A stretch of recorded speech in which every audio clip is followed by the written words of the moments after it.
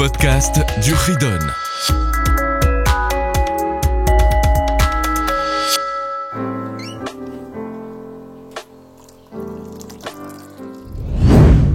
Bonjour les enfants, nous retrouvons pour la suite, chapitre 42, le Birkat Hamazon. En effet, il y a une mitzvah, celle du Birkat Hamazon, c'est-à-dire bénir Dieu, remercier Dieu, après avoir mangé du pain. On le dit d'ailleurs, Ve'achalta, ve'savata, tu mangeras, tu te rassasieras, ou ve'rachta, tu béniras Hachem. Donc il y a une mitzvah de bénir Hachem après avoir mangé du pain. C'est partout, tout le temps, hommes et femmes. Il y a cette mitzvah de bénir et remercier Hachem après avoir mangé du pain. Ce pain doit être fait des 5 céréales, le blé, l'orge, l'avoine, l'épeautre. D'après la Torah, cette mitzvah est seulement si tu t'es rassasié. Selon les Chachamim, nos sages disent, il suffit que tu aies mangé 30 grammes, tu as déjà la mitzvah de dire le Birkat Hamazon. Dans le Birkat Hamazon, il y a 3 premières bénédictions et la 4e. Les 3 sont de la Torah, la 4e sont nos sages qui l'ont ajoutée. La première, Hazan et Haolam. Hazan et Haolam, on remercie Dieu qui nourrit le monde tout entier. Et on prie Dieu, bien sûr, qu'il a toujours assez de nourriture. La seconde, Nod Elecha, c'est remercier Hachem pour la terre d'Israël et aussi qui nous a donné la Torah et la Brit Mila. Quand il s'agit de Chanukah et de Purim, on insérera dans cette bénédiction de Nod Elecha le Halanissim, donc la prière pour les miracles, avec soit Bimé Matityahu pour Chanukah et Bimé Mordechai pour Purim, mais on remercie Dieu pour ses miracles. Et enfin, la 3e de la Torah, c'est Boné Yerushalayim.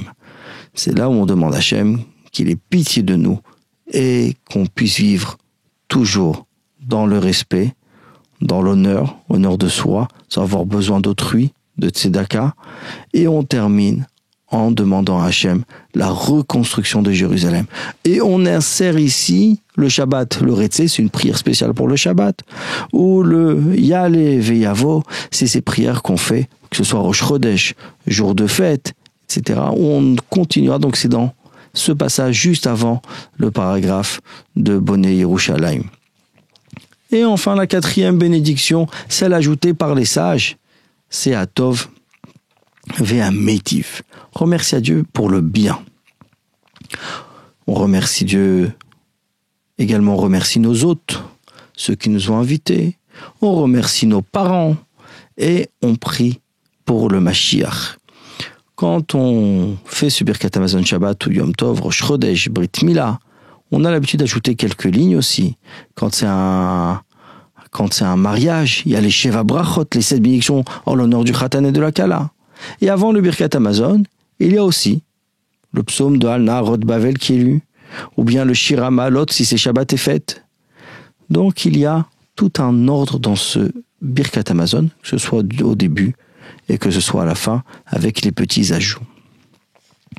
Le Birkat Hamazon doit être récité là où tu as mangé. Si tu te trouves dans la même pièce et tu vois l'endroit où tu as mangé, c'est considéré que tu te trouves dans le même espace, dans le même endroit, et tu as le droit de le faire. Si tu as terminé ton repas, tu pourras encore réciter le Birkat Hamazon tant que tu es encore rassasié de ce repas. Nos sages ont dit, c'est le temps de marcher à peu près 4 km, qui veut dire 72 minutes. Il y a ce qu'on appelle le zimoun. À partir du moment où il y a 3 hommes au-dessus de Bar Mitzvah, on a mangé ensemble, donc on récite le Birkat Hamazon ensemble, on fait le zimoun, c'est-à-dire on s'invite à prier. C'est là où on commence par le zimoun et on continue avec le Birkat Hamazon. S'il s'agit de 10 personnes, dans ce zimoun, dans cette invitation à la prière, on ajoute le nom de Dieu, et il y a même la manière de le faire avec un verre de vin, c'est-à-dire qu'on prend ce verre qu'on appelle un kos shel bracha, un verre de bénédiction, et beaucoup ont l'habitude d'ailleurs de goûter de ce vin après le Birkat Hamazon, bien sûr, après avoir fait la bénédiction sur le vin de Boré Péri à Gafen. Et voilà pour ce chapitre et cette grande mitzvah de Birkat Hamazon, remercier Dieu après avoir mangé du pain. À bientôt!